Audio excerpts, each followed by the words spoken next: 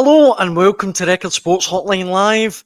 My name is Daniel Caw and I am relieved, overjoyed to be rejoined by the one and only Keith Jackson. Keith, how's I it going? see what you say about me when I'm not here, Daniel, so you can cut that out. Listen. Anyway, Now, listen, what?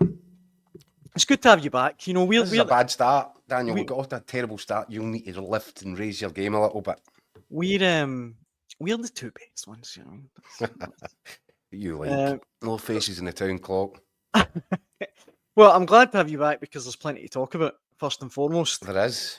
And I think the best place to start is Dave King, who seems to kind of put his head above the parapet every so often. He's shy and retiring, isn't he? He did like so. Make a fuss, Dave. He did so today. He did the interview on, I think it was Talk Sport, wasn't it? He said that the takeover is 90% done, amongst other things. I mean, what did you make of his comments generally?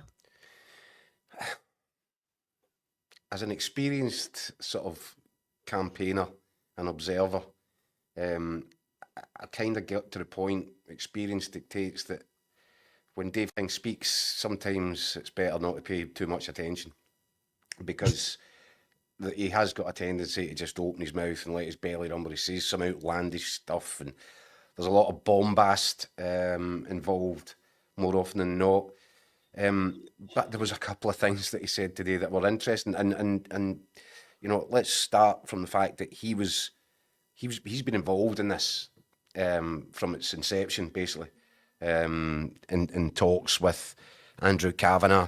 I think it was good that his ego allowed him to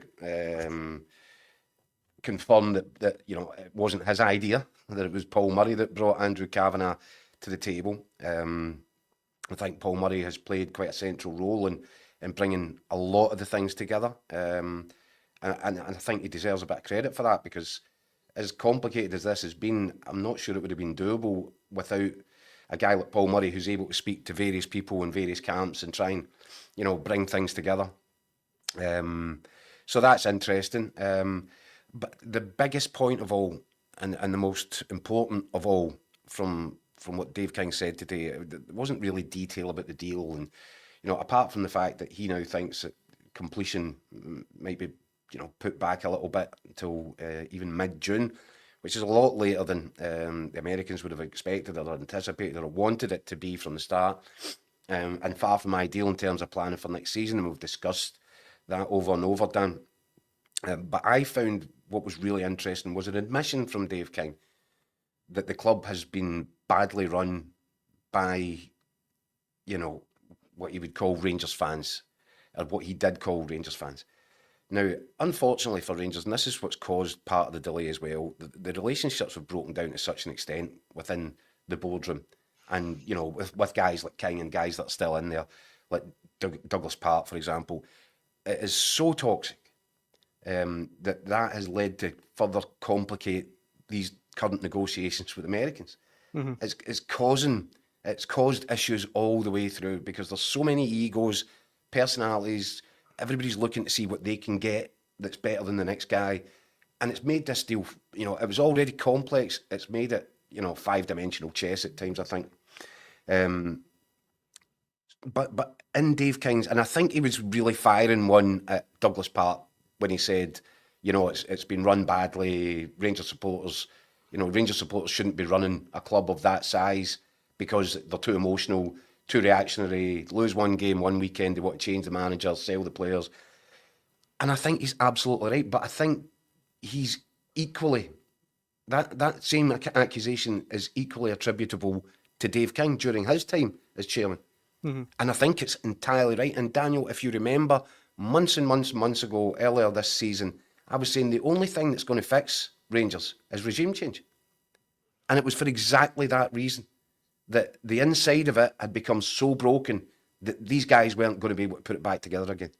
And it needed fresh leadership, new ideas, you know, something contemporary. And basically what you've got here is Dave King admitting that Rangers have been run like a corner shop over the last decade or so. And clearly Andrew Kavanagh and the Americans want to turn it into a Walmart. And that's the important thing. And it couldn't be done. The Rangers were directionless. They weren't going anywhere. They were stuck in a rut and they weren't going to get themselves out of it unless there was regime change. And that's what they're about to get. And you can tell what was another key strand of what Dave King was saying was there was never any doubting that these guys have got serious financial muscle clout behind them. But he did say, they've got deeper pockets. And he did say that, as you would, that he looked for proof of funding. And I think that proof of funding would have been very, very, very straightforward, even though we're talking big numbers, lottery numbers and beyond. I think it would have been very easy for that to be proved. And I don't even think that Andrew Kavanagh would necessarily have needed the wealth of the 49ers to give that proof of funding. I think that he's a considerably wealthy guy and he's, on his own, but he's being backed by the 49ers and the York family and the sort of, so the funding is there, the ideas are there. I don't think there's going to be, even with all of that, I look at it now and I look ahead to next season. I see where Rangers are in terms of, I don't think there's any proper planning being done. They don't even know what the situation is with, who the manager's going to be. Dave King said at the end of his interview that he doesn't even think that Americans are paying much attention to who's going to be the manager next season. That tells you they're taking a longer term approach. So I think it's going to be really difficult, nigh on impossible for Rangers to get themselves into a position where they can mount a really credible title challenge against Celtic, simply on the basis that even though they've got plenty of money and loads of good ideas and contacts and networks, I just don't think they're going to have the time. So that's an interesting factor as well, isn't it? To kind of get an idea for what's likely to happen over the next wee while. But what you can say is that these guys are really credible.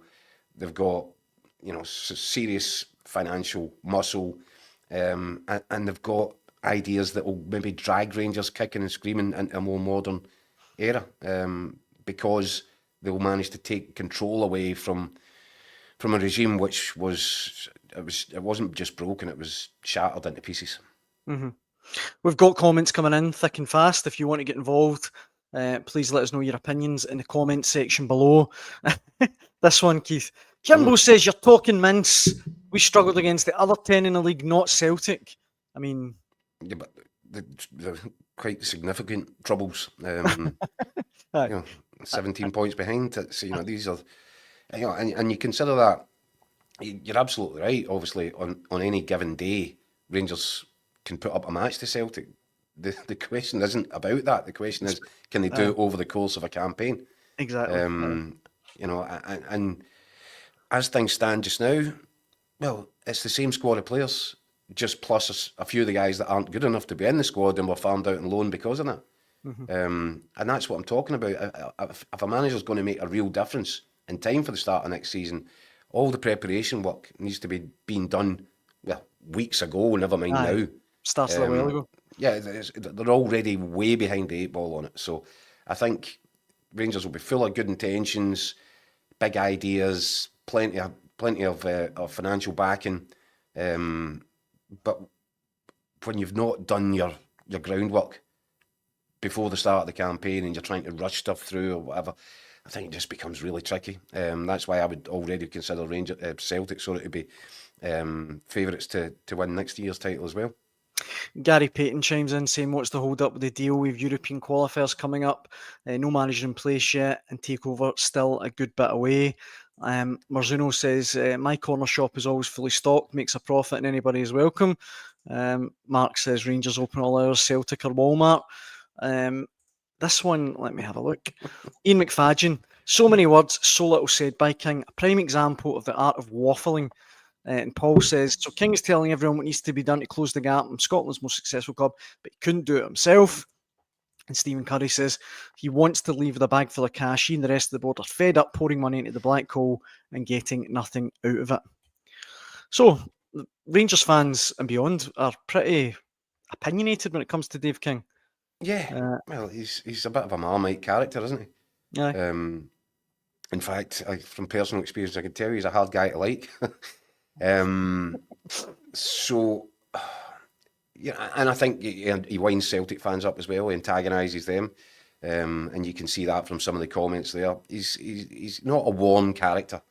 He's got a habit of saying things that make you wince a little bit sometimes. And that's why I'm saying, Daniel, over the period, you kind of learn. Sometimes you just switch off a little bit because there's a lot of noise. But I think some of the things that he said today were actually very interesting, and I'll give him that. This comment as well, Jim says, Keith, there's work happening behind the scenes. You think people are sitting twiddling their thumbs, waiting the deal to be signed off? I mean, if you allow me, Keith, I'll maybe reply to that as well. Okay. We've not got a manager. That would be point number one. Exactly. So, all well and good, Jim. I'm sure they're looking at players and whatever, but what if you appoint a manager and he goes, nah, I don't like any of them, or I want this player or whatever? You can't really plan to put a team in the field that's going to challenge Celtic if you've not got a manager. Jimbo would probably, respond by saying something like, I'm sure that Rangers have already behind the scenes got their new manager lined up, and he's given them a list of players to targets, and maybe that's true, but I've heard nothing at all to make me feel that is the case. I think on the football side of it, it's all up in the air. It remains up in the air, while the business part of it is getting thrashed out and finalised. That would be my reading of it. Might be entirely wrong. Maybe they have got Marco Rose tied up in a 5-year contract, and he's already put together, the squad that he wants to work with next season. And it's just a matter of Rangers now going out. Kevin Thelwell, sporting director, going out and fulfilling his demands and meeting his demands. I don't have any reason to believe that that's the case. No. And funny you say Marco Rose, because Mark chimes in saying, obviously the new Rangers owners can't come out just now and say who the Rangers manager will be, but I'm 99% sure it'll be Marco Rose. I don't know if Mark knows something we don't. Well, that's Marcus Rose. He says Mark. I'm assuming he means he's Marco. long odds. He's very long odds. Rugby player, so he would be long odds. I would take that in the bookie. You get some price. And I tell you what, Marco Rose looks like a Celtic manager to me, a Rangers manager to me. Just ruined the joke. He could live to regret that photograph, that's for sure, if he does end up coming to Glasgow. I'm not saying I've just plucked his name out of that because I know that there's a lot of chat about it. And but as I keep coming back to, I have heard nothing to suggest that they're far down the line with any candidate. In this day and age, Keith, if that had happened, surely you would have heard about it. They can't go signing players without anyone not knowing. Daniel, I will refresh your memory. It wasn't all that long ago that we broke the story about the Rangers takeover, and I think I said at that stage on day one of that story, I was astonished that it hadn't been news of this hadn't filtered out. So things can get done, and I think the Americans are particularly careful with keeping things nice and quiet and not letting news leak out. The bottom line is that these talks were going for a number of months before the Daily Record broke the story about the deal was on, it was happening. So who's to say that something similar is not happening in terms of discussions with a candidate, a manager? Could be right. I mean, but all I'm saying is that there is nothing to indicate that at this stage. No, you make a fair point. P. McLaughlin says McInnes' backroom staff's already in place. And just before we move on from Rangers, Keith, I wanted to just get your take. Obviously, you weren't on the show last night, but your take on the reports that the next Rangers manager won't have a previous link to Ibrox.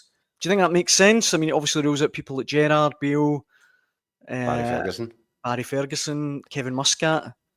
You'll need to excuse me. You've you sort of a blindsided you there, sorry. Yeah, where's this coming from? There was various reports, on Record Sport Online yesterday, but beyond as well, saying that the news is that Rangers' next manager won't have any previous link to particular source to the club. Do you know, I really should have had this open before I said it, shouldn't I? But we talked about it last night on last night's show. No, I didn't. You didn't, obviously. That's why I wanted to get your take. I think that'd be are we saying that this is, something that is going to be a prerequisite, that under no circumstances will they hire anybody that's ever had any link to the club? Or are they saying that they've got somebody else and it just so happens that this person has no link? I think the quote that was out was that they'll have no previous link to Ibrox. It'll be a fresh name. And that's a prerequisite. That's a strange way of going about it. It seems a bit odd to me to rule everyone out. Maybe, but I don't know. That's why I wanted your take. Seems a bit odd. I'd be very surprised if that was, it might well be that that's the case, but I don't think you go into the search saying, well, what we 100% don't want is anybody that's ever been connected with Rangers in any way, shape, or form. I don't know why you would do that. Aye, it just almost. I'd be very tempted to go. I'd be very tempted to go the opposite way entirely, because I think what they desperately need in there, and we've been talking about it in terms of Barry Ferguson and his credentials, what Rangers desperately need is someone who does have a really good idea about how that club used to operate, used to look, used to feel on the inside. So I would find that a bizarre approach if the first kind of stipulation in the search for a new manager is we can't have anybody that's ever walked inside this building before. Marzuno says that rules out Nacho Novo. We were all thinking Nacho was on the brink of getting the job as well. Let's see. Craigie says, I still think it will be Debbie, dislike Rangers lover Gerrard. Who knows? Who knows? I'm almost at that point now where I just want, the summer, the transfer season to kick in. I like all that time. This summer in particular, Daniel, is going to be fascinating, and this might move us into another subject. Absolutely. Because you've got the Americans coming, and they are coming armed to the teeth financially. Whether or not, I've said, and I maintain, I don't think you're going to get stupid spending. I don't think they're going to come in and just go crazy and say, go and get that one at 15, go and get that. It's not. I don't see that happening. There's no reason to suggest that that's their approach is going to look like. You look at Leeds United, they have spent significant sums since the 49ers took over 100% of that club. They have spent significantly in championship terms, but it's not been daft. They've not gone crazy. They've used the money and spent it wisely. And they've used a bit of, joined up thinking behind how they want to put a squad together, what sort of players and profile they're looking for. I think something like that will happen at Rangers. I think it will have to happen because I think it's been well acknowledged. It almost needs blown up and started again, the whole squad.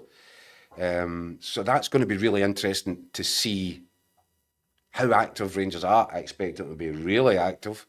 And what the level of quality is like that they bring in. And obviously who the manager's going to be in charge of it all. All those things, so interesting, so much stuff to come over the summer. It's great for newspaper guys because it's just going to be story after story in terms of who's coming, who's going, and how the thing is shaping up from the moment the Americans get the keys. That's going to be fascinating to watch. And then on the other side of the city, you've got how do Celtic respond, and I think this is going to be really interesting. And I wrote a column about it, which went up online earlier on today, and I guess you probably wanted to segue into that. That's it, exactly. No, I read it earlier on, and for any Celtic fans watching, it's definitely worth a read. I thought it was really interesting because Celtic are in this kind of stick or twist mode, if you know what I mean. They've got a great team, they've won everything domestically, or looks like they'll win everything domestically. They just made an absolute fortune this season. So the kind of onus is on them to spend again, really. I'm not sure you'd say that honestly. Look, do you know what? And what I've written is, one thing is absolutely certain. Celtic will spend, and they'll spend big. That being no doubt that'll be the case, because that's what Celtic do. Where Celtic have got a bit of a split personality right now, and where they need to, maybe a bit of a juncture, what's going to be, what I'm going to find really interesting is the kind of strategy behind how they spend big this summer, because they will spend big. Now, Brendan Rodgers has already made his feelings quite clear on this, that He'd rather target a certain level of player, and he uses the word quality, and he's been using it and banging that drum since he came back in for his second time around. And Celtic have quite noticeably over the last 18 months moved away from the model which was probably in place for the best part of a decade before then. Yeah. It's a noticeably different strategy. Not just because they're spending £9.5 million on Adam Ida, £11 million on Engels. These are massive amounts of cash for Celtic, but it's more the thinking behind it, the philosophy behind it. Because Brendan Rodgers has pushed them, has demanded that of them, to bring the level of player up, to bring the level of signing up. I think that Brendan Rodgers grew frustrated with the previous model, which was, look, here's 30 million or 20 million, however much millions you want to spend, and it's like playing roulette, isn't it? Throw the chips all over the table, you've got a good chance of landing on one and making a lot of money on it. Brendan Rodgers wanted it to be a bit more targeted than that. To go after your Engels, your Adam Idas. It might cost a bit more, but trust me, guys, I'll turn that into, double your money in a year or so. Well, if you look, Keith, see, sorry to jump in, but you look at the previous summer when Rodgers first came back, you remember they signed, what was it, 8-10 players? Yeah, it was the mark. It's the scattergun approach. Yep, Lagerbielke, Home, players like that. But that has been Celtic's approach down the years. And it's been you can't blame them for it. It's been a really successful policy. If you can go and buy 5-6 players, all around 3-4 million quid, the chances are, see if you can get 3 of them, and you really bring them on and they really develop into the potential that you think they've got to grow into, then you end up selling them for 20 plus million. Mm-hmm. What a business model that is. I know. It's spectacularly successful. And they've done it so many times. Your Matt O'Reilly being the latest one to prove it. It's spectacularly successful. But Celtic have moved in a different direction over the last 18 months. Probably back to the previous January transfer window, Nicholas Kuhn. Then you've got, what was it, 11, 9, nearly £30 million that was spent on 3 players last summer, and Trusty, Ida and Engels, 26 million. Then you factor into this changing approach, giving Kieran Tierney a contract offer at the age of 27 to come back, and he'll be one of the biggest paid, if not the highest paid player in Lennoxtown around Celtic Park next season. That is a complete 180-degree turnaround on where Celtic's transfer model and business structure had been previous. Yeah. So the question this summer for Celtic is, what road do you want to go down? Do you want to go back to the model that's been in place for such a long time but frustrates Brendan Rodgers? Or do you want to go the Brendan Rodgers way and pay premier fees for players who aren't projects? Quality over quantity. Yeah. Aye. And that's going to be fascinating. And the problem, perhaps, for Brendan Rodgers right now is that if they were having a chat, if it was him, Peter Lawwell and Michael Nicholson in a room right now, and they said, Brendan, what do you think would happen if we took Arne Engels and Adam Ida to the market tomorrow? I don't think Celtic will be turning a profit on either of them. And that doesn't mean that they won't in the long term. Mm-hmm. But 1 year into, 18 months down this line of changing the model, they might be looking at saying that, we could be looking at big losses. When we used to bring in players at £3 and £4 million, and after a couple of seasons, you were looking at selling for 20. So that's, if you've got your business brain on, you might turn around to Brendan and say, this isn't working. Or you take a longer term approach and you think, well, do you know what? It hasn't worked in 12 months, but Brendan knows what he's talking about. He's got this track record, which is glittering in terms of making players better and improving them over a period of time. Who's to say that Adam Ida doesn't hit the ground running next season and look like the Celtic number 9 that Brendan Rodgers always envisaged that he would be? And Arne Engels, after another season, and an impressive first season in Scotland, should be all the better for that next season as well, and playing again in the Champions League. So I just think it's an interesting situation. As I said, Celtic they'll spend big. They know there's something happening across the city. I don't think they'll be terrified at the prospect of it because they're so far ahead, they're streets ahead, and it will require, something close to a miracle for Rangers to turn that around in time now, to put up a real chance. But that doesn't mean that Celtic can afford to stand still or let the grass grow under their feet. They know that. They will spend money. I'm just fascinated as to what it looks like. Is it 3 or 4 players for 30 million, or is it 5, 6, 7? Well, Joe chimes in saying, I'm willing to bet Celtic break their own transfer record again this summer, particularly if someone like Media leaves. A new £20 million striker wouldn't go amiss. There's a problem with that. Go on. And it's an age-old problem. There might well be a £20 million striker out there. It's very hard to convince a £20 million striker that the Scottish Premier League is his ideal destination. He'll have other ideas. Right. And that's been one problem where you have to give Celtic a bit of slack. Yeah, there's piles of money in the bank. Sometimes it's not that easy to spend it. Because when you're going for a certain level of player, it's not always particularly easy unless there's some sort of emotional connection to persuade that player that the Scottish Premier League is his best staging post. And as Mark says, they can afford the 15, 20 million pound fee, but a 20 million pound striker these days, what is he on, 80, 100 grand a week? Which is going to blow your whole wage structure out the water. Now, I think they've probably had to make some adjustments to it already just to get Kieran Tierney in the door. I don't think they'd be particularly fond of the idea of having to double that bubble just to get the next guy in. So, this is what I'm saying. Celtic will spend money. There's no doubt about it. I'm going to be fascinated with how they spend it. What's your gut feeling? Do you think it will be, again, 2-3 players at the kind of top level of their budget, or do you think it will be a bit more spread across the squad? I don't know, because I don't know who's going to drive it. I don't know. Put it this way. If Brendan Rodgers is in the driving seat and the board are absolutely prepared to see his every whim, then it will be the latter. It will be targeted. It will be 2 or 3 players at a premium price. And when you think about it, what do Celtic need right now? Celtic probably need a centre back that you would look at as being on par and just as capable as Cameron Carter-Vickers.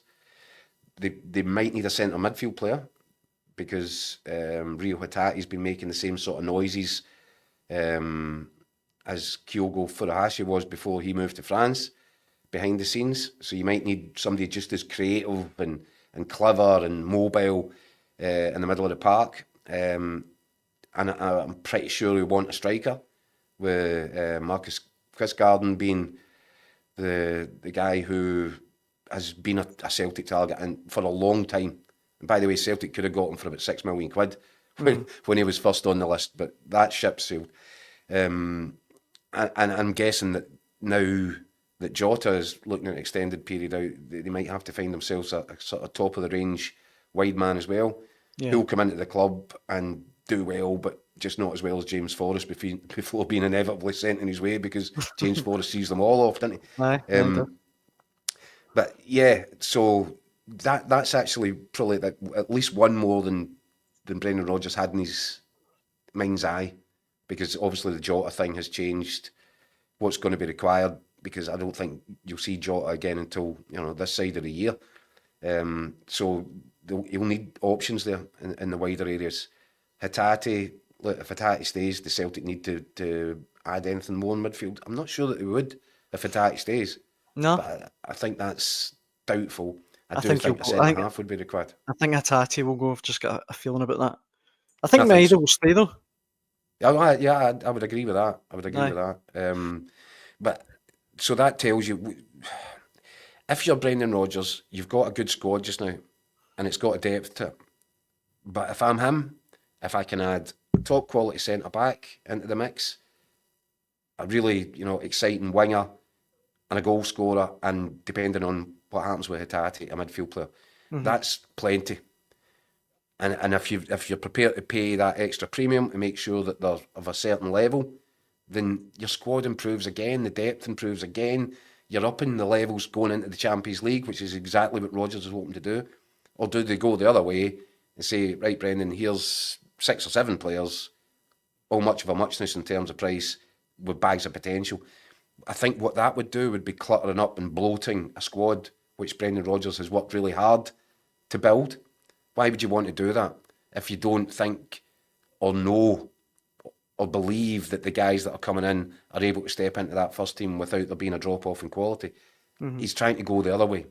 So, long-winded answer for which I apologise. What I'm saying is, if Brendan Rodgers is driving the kind of philosophy over the course of the transfer window, it's that. It's kind of more refined, more targeted, fewer players for bigger transfer fees. Yeah. And if the club isn't convinced that that's the best way forward, then maybe they go revert to still spend the same amount of money, but just, it'll be bigger quantity, which some will argue lessens the risk. And I think Brendan Rodgers would probably argue increases the risk. Aye. Because he would argue, if you're prepared to pay the bigger fee, it means you're getting a better player already. Not so much work required. And unfortunately, for him to back up that argument, he would probably have to be able to, in a position this summer, to say, look at Adam Eady, you'd get £15 million if you put him in the market tomorrow. And that is not going to be the case. And Engels has been impressive, but I don't think you're turning a profit on him either if you wanted to invite offers this summer. So that's the quandary. I see logic and sense in both, but I know if I'm Brendan Rodgers, what I would prefer, and that's, targeted, just give me 3-4 quality additions that just bring the level up, and guys that I know are ready to go in, compete for first team places and play in the Champions League next season. Hoopsaholic says defensive midfielder for the Champions League, somebody with experience. We don't need to play every game. Could the midfielder, Keith, potentially be Billy Gilmour? I wondered when you were going to come up with that. I mean, it's interesting because I think Pat Nevin did an interview exclusively with Record Sport, which was up online earlier today, and he mentions this. He says that Billy Gilmour hasn't had quite the same level of success at Napoli as Scott McTominay, which is quite interesting. Very different types of players, and Billy Gilmour was always likely to be a long burner in terms of establishing himself. McTominay's got that attacking flair, scores goals, he's tall, he's, you could look at Billy Gilmour and they've got a player whose name escapes me, centre midfield, who plays... Yeah, and he's really good. But to me, I prefer Billy Gilmour. And I keep looking at going, I think, you're so similar. The two of them are almost identical in how they look, how they run, how they pass the ball. But I just think Billy Gilmour's a bit better. So I fully expect Billy Gilmour to get a lot more game time next season and beyond at Napoli. I really do. Aye. But Pat was making the point that he's not sure about that, and that it seems to be a pattern with Billy Gilmour that he break it into Chelsea's team, didn't get a regular game after making the big breakthrough, went to Norwich. That was a disastrous, badly advised move. Brighton, I don't know if I follow Pat's logic there. He played every week at Brighton, didn't he? After a period where he... But again, this is a similar thing. It took him a while, but once he got into the Brighton team, he never came out of it. And I expect something similar to happen at Napoli. However, Pat does make the point, if he wants to play regular first-team football and start every game every week, then he has a couple of options. And Pat believes that those best options might be Celtic and or Rangers, which is interesting. I don't know how much, and Pat's a really clever guy, so I'm sure that he will have done his research. I'm just not too sure that he's done it on this one, because Napoli, I think, paid somewhere in the region of €14 million to get Billy Gilmour out of Brighton last summer. I can't imagine if they win the league and Billy Gilmour has played a massive part, and whatever happens now, he will have played a very significant part in this success. I can't believe for a single second that Napoli would say to Celtic or Rangers, here, you can have this guy and you can have him for a knockdown price. We don't want our money back. Why would they do that? They're going to want to turn a profit. So there you get a guy that's probably going to be a £20 million player. If Napoli don't want to hold on to him, and I suggest very strongly, Napoli don't be thinking for a single solitary second about letting Billy Gilmour go. But it was an He's played. interesting debate. He's played 35 games this season, so I Yeah. mean, it's not like he's been frozen out or anything. But And he he's does. He played in has. some of the big ones Aye. latterly. Aye. Over the last wee bit, more and more he's getting into Conte's thoughts as got to start him. Yeah. And he's actually starting them in the bigger matches, which tells you a lot about Conte's faith in him. And I think he's a brilliant player. He's top notch. He's so He's good. top notch. So different from McTominay. So offers a different and fulfills a different function in the midfield. Aye. But see, when the two of them, I love watching them. Aye, I love watching this Napoli side. I love watching Billy Gilmour, whether it's a Scotland shirt or a Napoli shirt, just because similar to what you know how I feel about Callum McGregor, and I love watching him think his way through a midfield. Exact same with Billy Gilmour. He's just a wee chess player, and he plays on the tip of his toes, and he's all action, but his head's working faster than his feet, and I admire that, and I love it. Other guys will play more instinctively off the cuff, and I think that's maybe a McTominay, for example, perfect example in that Napoli team. But Billy Gilmour's a real thinker of a football player. Brilliant touch, phenomenal touch like velvet, and yeah, look, would I love Billy Gilmour to be playing in Scottish stadiums week in, week out for either side of the Old Firm? Absolutely, because what a treat that would be. But I think that's another ship that has sailed, and maybe one day late in his career, if Billy Gilmour wants to scratch an itch, he could come back to Glasgow. I don't know if he would be inclined to kind of break the divide, cross the road and sign for Celtic. I'm not sure that he would. Maybe one day he wants to scratch the itch and return to Rangers. It's entirely possible, and maybe by then Rangers will be, have been built into something new by their American owners, and the whole thing might seem a lot more realistic. But I think, what age is Billy Gilmour? 23, 24? Turns 24 in June. 23, 24. I think a move like that could be 5-6 years away, if I'm perfectly honest, if it ever happens. Kaiser says in the comment section, Billy Gilmour is a product of the Rangers youth system. See him moving back to Ibrox, to be honest. Your loyal Muppet says, Gilmour's a blue nose, come on guys. And Jimbo again agrees with you, says Billy Gilmour doesn't come back to Scotland, not until he's at least 35. Who knows? Well, Kieran Tierney's come back at 27. Very true. And Very true. And that's one. So I'm saying it could be another 5-6 years before Billy Gilmour would want to even think about that, if he ever does. But, Kieran Tierney is the living, breathing proof that sometimes guys go away, they enjoy it, they experience something else, but it's never quite the same. I think the difference with Billy Gilmour is that he never played any first team football at Rangers. So, or did he? No, I don't think he did. I think he was on the bench a couple of times, but I don't think he actually. Right.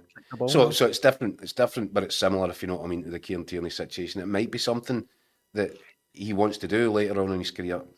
I'd be astonished if he wanted to do it now, and I'd be even more surprised if Napoli were prepared to set a price that either of these clubs could match. Aye. Before we finish, Keith, John Watt is asking who's going to win, Arsenal or PSG. He says, I hope Arsenal win, but think PSG will go through. I mean, John's not been paying attention. John, I tipped PSG weeks ago after I saw them against Liverpool. Even in the first leg that Liverpool won in Paris, PSG are out of this world. It's easily the best version of a PSG side that I've seen. And I know they've had a lot of superstars there and big individuals and Galacticos and all the rest of it. This team play a different level of football.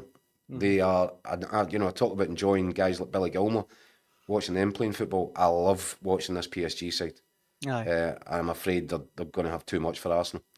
And I think ultimately they'll have too much for Inter Milan as well in the final. I was going to say that if and when they get to the final. I mean, last night's game had everything. I mean, incredible. When Barcelona so you want the Champions League to deliver, isn't it? Aye, and when Barcelona go 2-1 up in the 88th minute and still don't win. Oh, sorry, 3-2 up.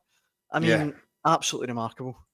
Yeah, well, I remember you talk about big moments in the Champions League and big matches, and that over the two legs, that tie is going to be pretty tricky to beat.